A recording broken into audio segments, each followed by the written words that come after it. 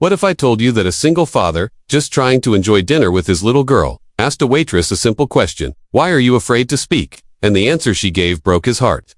Stay with me until the end, because what followed is proof that kindness has the power to change a life forever. But first, don't forget to like this video and subscribe to Kindness Stories, so we can continue sharing heartfelt journeys with you. The restaurant was nothing fancy, just the smell of fresh bread and roasted chicken filling the air in a cozy place. Daniel, a 35-year-old construction worker and single dad, had been pulling long shifts all week. Tonight, he wanted to give his daughter Lily, just 9 years old, a special evening out. "Daddy, can we sit by the window?" she asked, tugging his hand. "Of course, sweetheart," he smiled. He always tried to say yes when he could.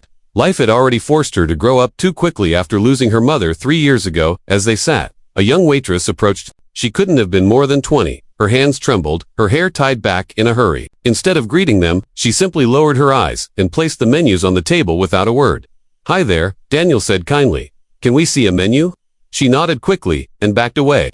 Even Lily whispered, "Daddy, why doesn't she'll talk?" When she returned with their drinks, Daniel noticed the silence pressing heavier than before. Finally, he asked softly, careful not to scare her, "You don't have to be afraid. Can I ask, why are you scared to talk?" That was the moment everything shifted. Her face paled, her hands shook, and her eyes filled with tears. For a long second, she couldn't even breathe. Then, in the faintest whisper, she said, "Because last time I spoke, I was punished." Daniel froze. Those words hit him harder than he expected. Punished? By who? For what? His chest tightened as he looked at her fragile frame. Lily tilted her head, confused, and Daniel repeated softly, "Punished." The waitress stepped back, avoiding his eyes. I can't. I'll get your food," she muttered before hurrying away. When she returned with their meals, Daniel noticed the faint bruise peeking out from under her sleeve. His stomach twisted. Something was terribly wrong.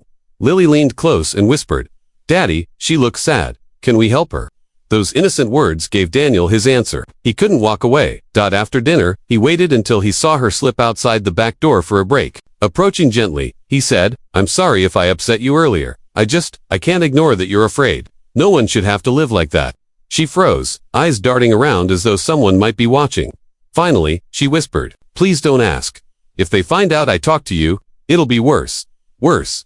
Daniel asked, his heart pounding. "Who's hurting you?" Her lips trembled. Then, with a shaky breath, she said, "My stepfather. He owns this place. If I speak too much to customers, he says I embarrass him. And then, he makes me pay for it." Daniel's heart shattered. He thought of Lily, how he promised she'd never live in fear. To think another young girl was enduring this was unbearable. "Listen," he said firmly but gently. "No one deserves to live in fear. You don't have to be alone. I'll help you." For the first time, she looked at him with wide eyes filled with disbelief but also the tiniest flicker of hope. The next day, Daniel came back. This time, he introduced himself softly. "I'm Daniel. I don't want to get you in trouble. I just want to know your name." "Emma," she whispered. "That's a beautiful name," Daniel said, "and Emma, your voice matters."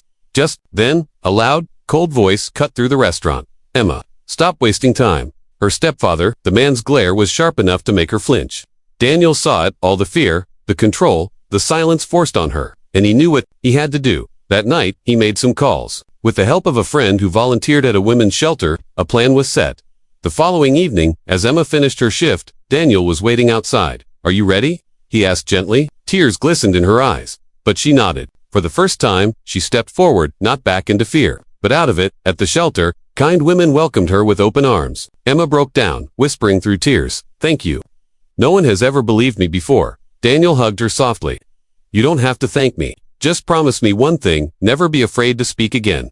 Your voice matters, Emma." Weeks later, Emma began to heal. She smiled more. She laughed. She spoke freely. And when Daniel visited, little Lily hugged Emma tightly and said, "You're safe now." In that moment, Emma finally believed it.